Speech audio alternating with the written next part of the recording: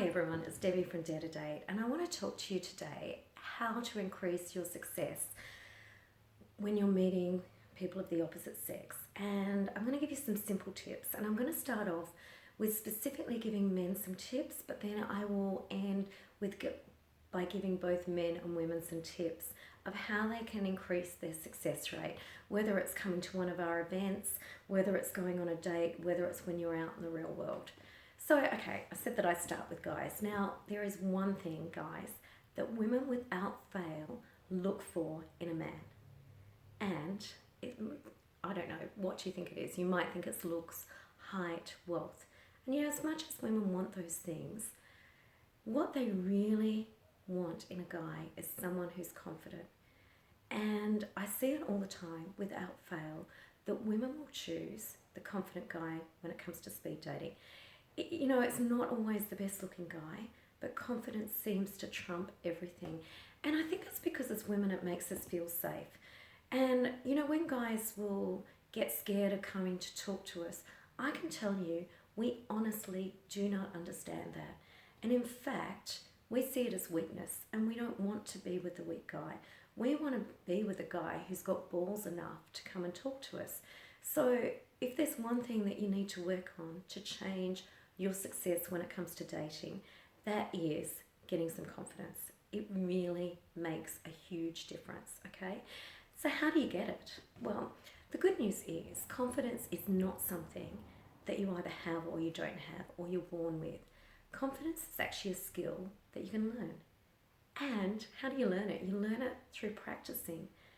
And, it's a bit like public speaking. You might go and take a course and learn how to become a good public speaker.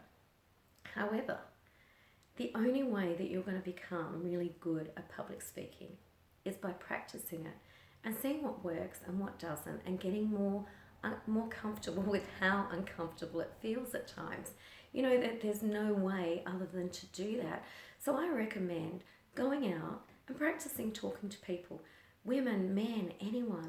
Look at what works in your conversations. Look at what doesn't work in your conversations, and you will improve. And take the expectation and the pressure. Sometimes we load dating with so much expectations that it makes it harder. Like it tends to, you're putting so much importance on it that it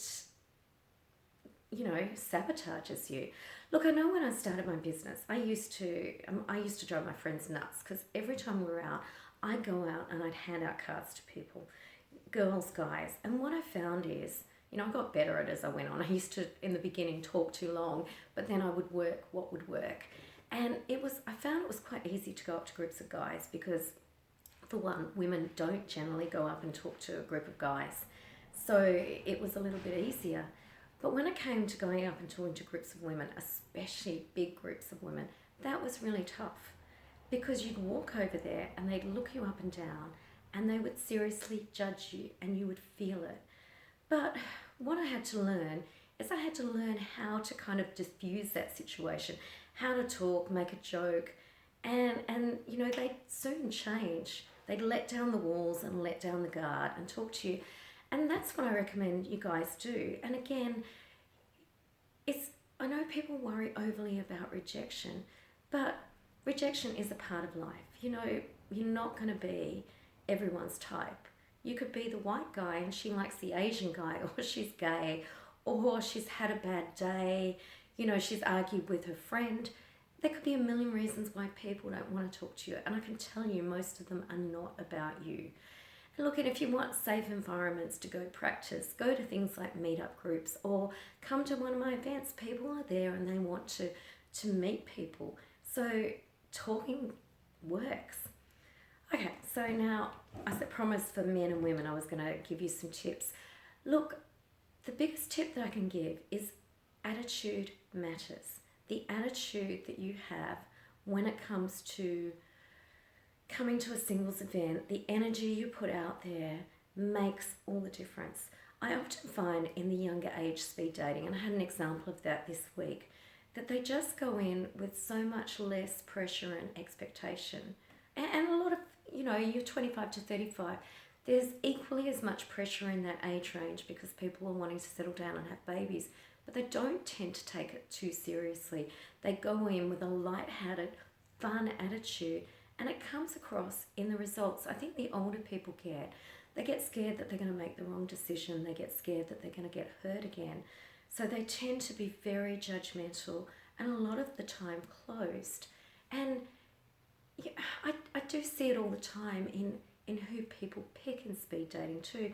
But I want to say that also being open to meeting people, when you say yes at something like speed dating, you're not agreeing to date the person. You're not agreeing to marry the person. You're just agreeing to go have a conversation with them. You can meet new friends. You can, improve your dating skills. Who knows? People sometimes improve and they're surprising. I've met people over these 7 years that initially I probably would have looked at them when they come to an event and kind of go, But the more I've got to know them, you kind of see what amazing, awesome people they are. And when we're in that really judgmental space, we can miss out on really great people. And I want to say too, for women, that I was listening to the guy that wrote He's Not That Into You, and he said that women rarely smile at guys, which I find really interesting. He goes, maybe 1 in 10 women will smile at a guy. And he says when they do, it's a wonderful feeling. Like, it's memorable to guys.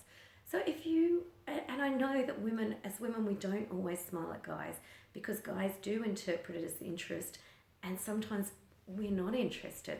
But if you want to increase your success, look a guy in the eye and smile at him. Be present in your daily life. You'd be surprised at the difference.